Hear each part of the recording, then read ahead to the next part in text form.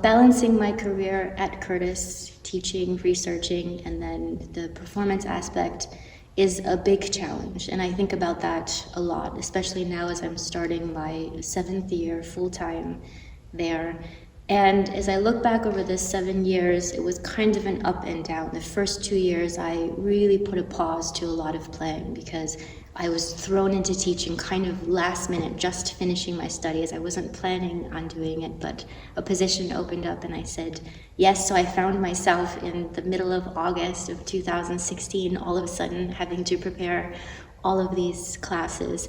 And looking back, it was the perfect thing that I needed because I had just finished my doctoral studies. So I had gone so deep into areas of research that I had lost a little bit of connection with what was happening in the outside world. So then suddenly having to teach first year students things that I had just spent 10 years specializing in was this great way of becoming or finding some equilibrium between the basics that keep you kind of honest and connected and being able to talk to average people about music, and then also being able to run up and down this sort of ladder of specialties, all these kind of micro levels, was amazing. But I had very little time for performing.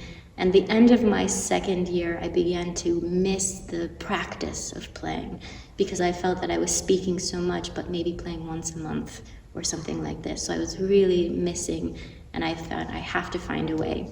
And it began to become a nice sort of balance. And then of course, COVID hit. So then I had 18 months of sort of being solitary at the piano, which, all things happen for a reason, and it was terribly difficult and depressing at the time, and I know so many of us struggled with. But looking back now, I found that I had the luxury of time to experiment with music that I wanted to play for myself, and not music that I knew that I could get programmed or knew that a presenter was asking for, or knew that a presenter said, hey, I like this idea, but I can't sell tickets to this, so can you add some Liszt and Chopin to that, sort of spice it up a little bit. And so I hadn't realized how much I had sort of veered a little bit off the path of really picking what I believed in and wanted to do.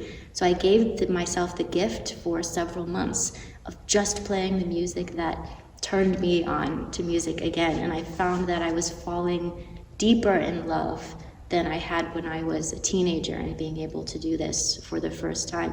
And really this project is the result of this, because I picked it not because I was planning on playing. At that time I had no idea when is the next time that I will be able to play a concert, but I thought, what inspires me?